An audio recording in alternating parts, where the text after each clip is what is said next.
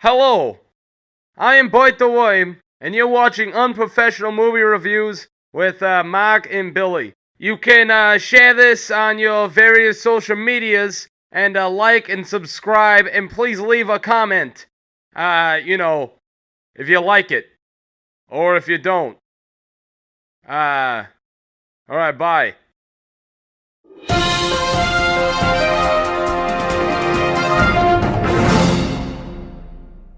Hello, the internet. Welcome to Unprofessional Movie Reviews. This is Mark. This is Billy. Billy. And today we're going to be doing Foxcatcher. Got nominated for some Oscars. Got Marky Ruffalo. I share a first name with that man. And we're both really handsome. Channing Tatum. And Channing Tatum. Steve Carell. I was going to say who's getting nominated for Oscars. Steve Carell got nominated for Best Actor, and Ruffalo got Best Supporting Actor. That's not the only reason we're doing it, but it's one of the reasons we like to do stuff that is prevalent at the Oscars. Anyways, before we get started, as I always forget, like and subscribe. If we had as many subscribers on YouTube as we have as many likes on Facebook, we'd probably be making money from this shit. Possibly, yeah, actually. We actually, so stop robbing us of money, you fucking bastards. And you're not it's not even costing you anything. Yeah, it doesn't cost you anything. YouTube would do this. It's robbing and you don't even get it. It's taken from the rich and letting YouTube keep it. Or taking from the poor and letting YouTube keep it. We're not rich. Yeah. Not that we don't appreciate the support of our friends. Yes. And the people who have we love it. Shared it with their friends. Oh, it's great. But, watch the videos. They're not that long. Click subscribe. I'm going to just start picking random people from my Facebook who I know watch this and start insulting them personally so somebody can start commenting. I'm going to be like, this guy did this, and that guy's going to be like, what the hell? You did this on YouTube? Anyways, that's what I'm going to start doing. Anyways, are we done? Should we get started? Let's get started. Positives. Yeah, the way this works is we both do positives, we both do negatives, and then we do a tailored rating system. Is that what it's called? Yeah. Specific for this movie. If you've never seen these before, welcome. Yeah. If you have, sorry that we have to say the same thing over and over again. Foxcatcher. It has nothing to do with foxes or catching them. Or Dragon Balls. Or Dragon Balls. I like stars. You want to take this one away with your positives? Yeah, sure, absolutely. By far, the biggest positive of this entire movie is Mark Ruffalo. I hate his face. You hate Mark Ruffalo's face? I hate his face. He's the best part, and you hate his face? Yes, and the reason I bring that up, it's not even a negative to the movie, because it has nothing to do with this movie in particular. He was jealous? But, no, every time I see Mark Ruffalo in a movie and I see his face, I'm thinking, oh great, this is gonna suck, and then every single time he blows my mind. I know! Every single time. Mark Ruffalo, you're an amazing actor. I love amazing. you. I want to be like you. Amazing I want actor. to be like you. I want to be like you. Me wow. and you together. I want to be like Whoa. you. Whoa, whoa. I was just doing Brooklyn. I wasn't trying to do I was doing walking. Yeah, I know. Because he's going to be the Monkey King. Wow. Yes, but Mark Ruffalo, amazing job. The really, really emotional scenes of this movie were made by Mark Ruffalo. He made them believable for me, and he is the one. He's the sole reason why the really emotional scenes pulled at my heartstrings. I felt Billy move a few times, and I know I was jumping. There's some moments where I'm just fuck, and it's usually when there's a gunshot. But yeah, there's a few gunshots. We'll get to that. Steve Carell. This is the farthest stretch of a character that I've ever seen him play. And I was really impressed. I didn't see Steve Carell too much. I saw it a little bit in his posture, but never in his mannerisms. Oh, yeah, God. So creepy. Yeah. Fucking. Very creepy. Bastard. And I wish I'd done more research and learned more about the actual John DuPont, the real John DuPont. Billy. He's like that. Like, he just. Want to talk to you about your future. He's playing like almost a Marlon Brando, but with schizophrenia. Well, he's playing John DuPont. Well, yeah, and I've never seen John DuPont. And that's what I'm saying. I wish I did more research. Yeah, I wish too. But I Wikipedia'd it once, and it ruined the ending for me, and that's why I'm now no longer Wikipediaing things. Which I don't want to talk about the ending unless we say a spoiler. So when we do, we'll say spoiler, just because I think that's one of those complete shockers, and it would ruin a lot. Other positives. really risky cinematography, and I'll get to that a little bit more in my negatives as well. My turn? Yeah. I fucking love this movie. This is not the type of movie that I enjoy watching. Me neither. That being said, I really don't like movies that don't have any sugar.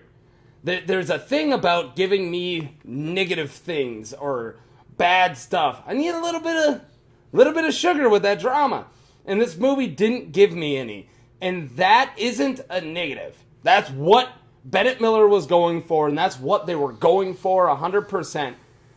That's the only reason. That was my phone. I should put it on silent. That's the only reason I'm not going to give this a super, super, super high rating. I'm going to give it a pretty high rating. But I'm not going to give it extremely high because it's just... I feel like this kind of it's really entertaining, but it's not one of those movies that I can watch over and over and over again. Right, I'm going to watch definitely. Birdman a billion times when I get it. I probably won't This watch is sounding it. like a negative, but what I'm saying is for what he was going for, what Bennett Miller's going for, he completely, in my opinion, nailed. Got it awesome. I'm going to give, and I know there's a reason Billy didn't bring up the director and his positives. I'm going to say Bennett Miller is an extreme positive for me. I think the direction was great. I think the tone was perfect.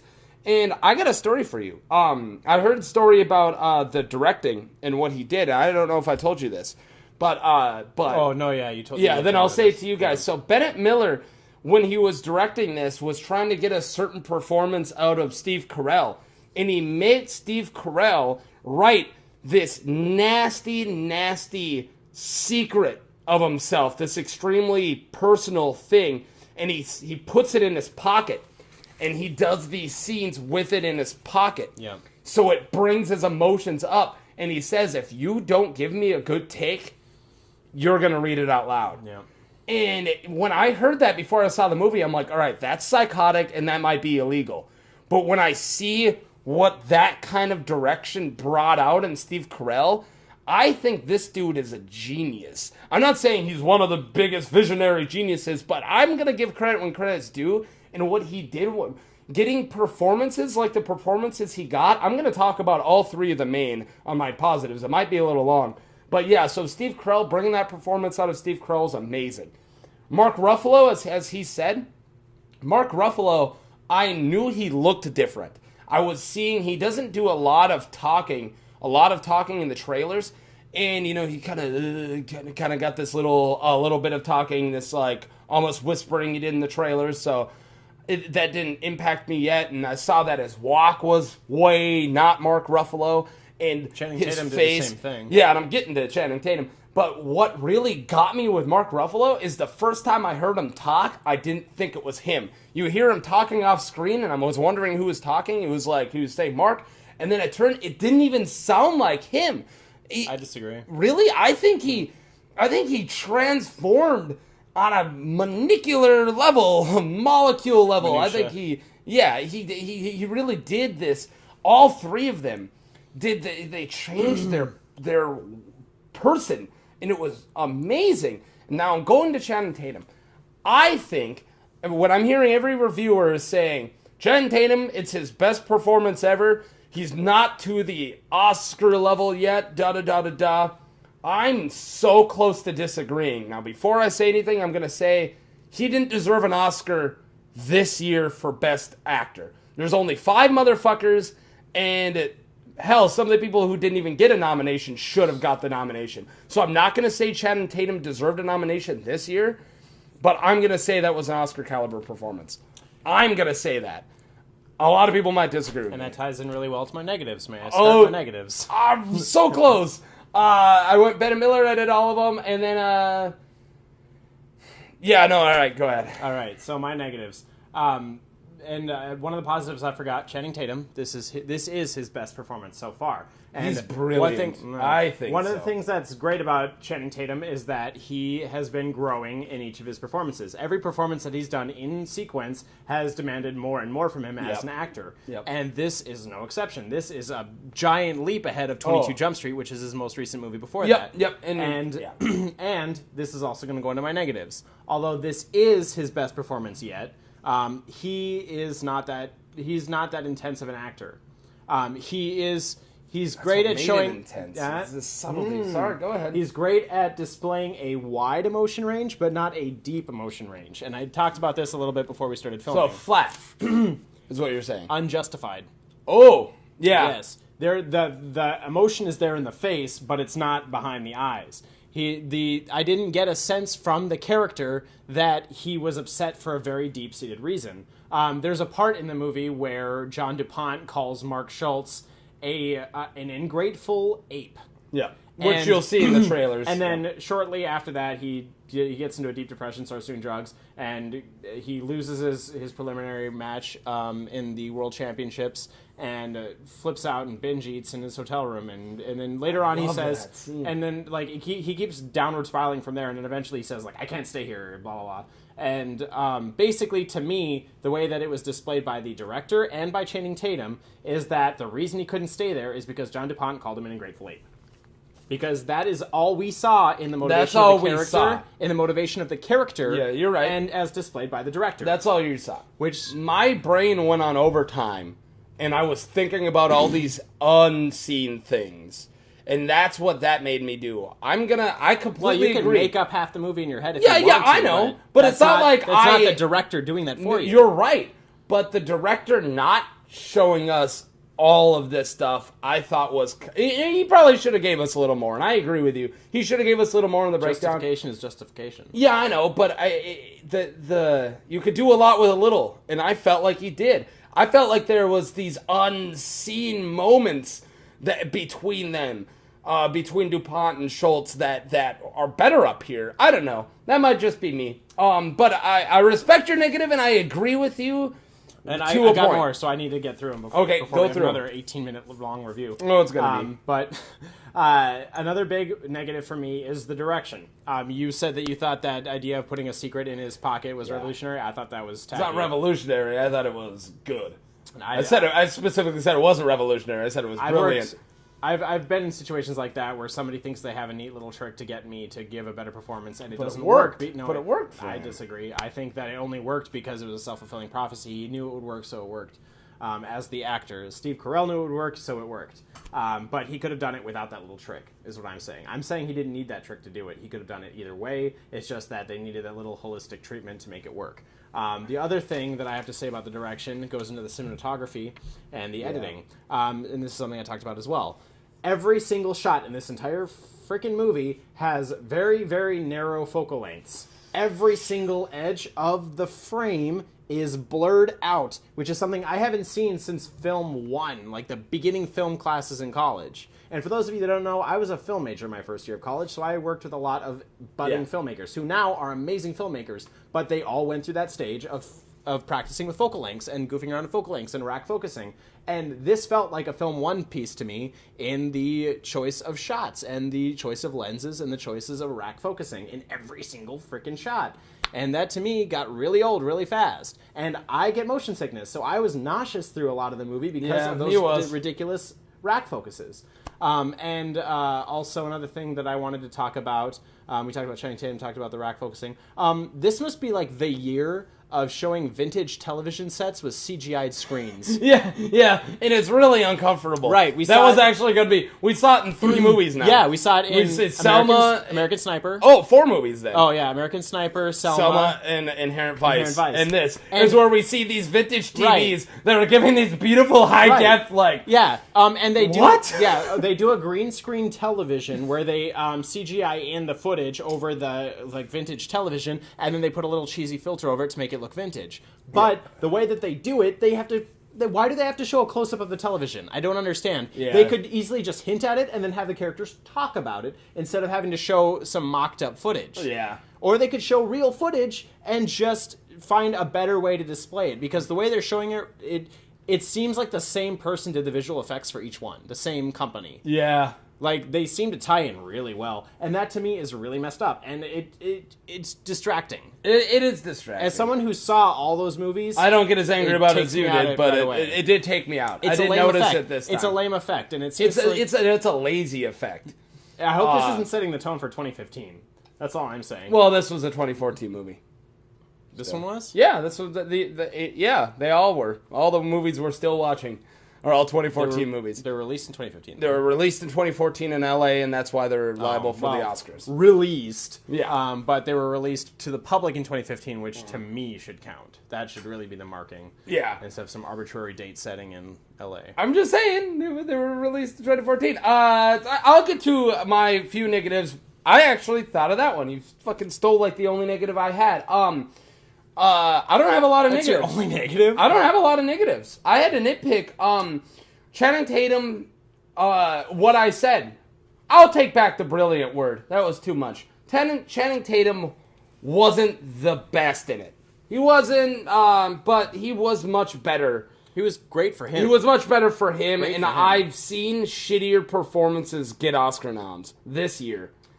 I'm sorry, but I'm still not saying Bradley Cooper was as good as he I still don't think he deserved the Oscar nom. Oh, also, it's and the year of the underbite, because both Channing Tatum and Bradley Cooper Cooper had that underbite. I'm dumb, so I gotta look like I this. gotta talk like this. I had that underbite. But anyways, I don't have a lot of negatives. I'm sorry. I feel like I'm disappointing you. The overall tone worked. I'm also gave it a positive, but for at some point, as I said before we even started, I wanted that little bit of sugar, and that's one of my only negatives. Is I don't like leaving movies wanting to kill myself, and that movie fucking close. And especially the ending, which I wish I could put as a positive, but I don't want to ruin it. The ending's a positive for me because I knew it was coming and I didn't see it coming. Because it was still, when I knew it was coming, it was still a shock. And that's really good to do. I'm still talking about positives. I don't got a lot of negatives at all. I think this was a good movie. It's not going to be one of my favorite movies of the year ever, but that's because I'm not into these movies as much as I should be. But I think this was a great movie, and I'm going to give it a much higher scoring than Billy. Okay, well, I'm down. Then I'm you ready. give your rating first, because you're going to be the sugar in this one. An 8.5 Eagles. Yeah, I know. I gave it 8.5, and I'm standing by every single one of my Eagles. Me and Billy can. We're doing a review tomorrow. Still, we can fucking not talk as long as we want if we argue over this. But I enjoyed this movie 8.5. I'm giving it 4 out of 10 narrow focal lengths. 4 out of 10 narrow focal lengths. That's negative. That's a rotten review. Well, mine was beyond certified fresh. You said that you weren't bored. I was bored in every scene that didn't feature either Mark Ruffalo or Steve Carell, which was most of the movie that they had them in it. But the negatives to me just outweighed so much, and I didn't get to all my negatives. We're trying to cut down our views. Yeah, we are. Reviews. We're trying to cut them. I'm just telling you. But I'm also going to say that I don't help. I talk all the time. Right, and one of my negatives I didn't breach was Steve Carell's character not being believable. It was a huge stretch for him. It was a great character part, not believable as a person, though. And I think he could have gotten worse. I think it was perfect. No, he definitely could have been worse. He was amazing. No. I mean, he could have gone more psycho. It's not about being psycho. more It's about being psycho. larger than life. Anyway, the point is, I gave it 4 out of 10. Didn't enjoy it that much. Won't watch it again. I loved it. I recommend it to everyone who's watching it right now to go watch it because I think it's a great, a good movie, and I think it deserved all of its Oscar noms. Yeah. Well, don't forget to like us on Facebook. Don't forget to like our videos on YouTube. And you subscribe. now know why me and Billy drink during these. But please watch the videos. And, we might even have to make a separate PSA, please watch our videos. Maybe. We really appreciate the support. We really do. But please watch the videos. We totally appreciate it as much people who's watched it. We know how much we suck. Thanks for putting up with it. And the best you can do is give us suggestions on how to make our videos more And also, interesting. give us suggestions on what movies you want us to watch. We will watch anything. If you're tell us what you thought of a movie from 10 years ago, this movie. We will do a review of it. I would love to. If you guys are like, Mark, Fight Club's one of my favorite movies. You mentioned it once before. Let's do a review on Fight Club. Dude, I will jump all over that. Talk about Meatloaf. Meatloaf's amazing. And then we'll watch Rocky Horror and talk about Meatloaf. Yeah. And then we'll watch Tenacious D, Pick a Destiny and talk about Meatloaf. Or we can watch that one trucker movie with Patrick Swayze. Can we just do unprofessional Meatloaf reviews? Yeah. Switching the name. Unprofessional Meatloaf Reviews. Unprofessional Meatloaf reviews. This is the worst tangent we've ever gone on. Bye!